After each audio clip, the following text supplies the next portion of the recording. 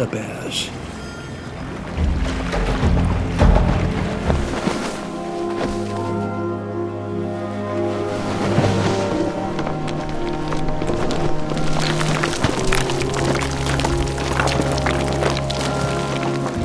Just the polar bear's presence is enough to spook the walrus.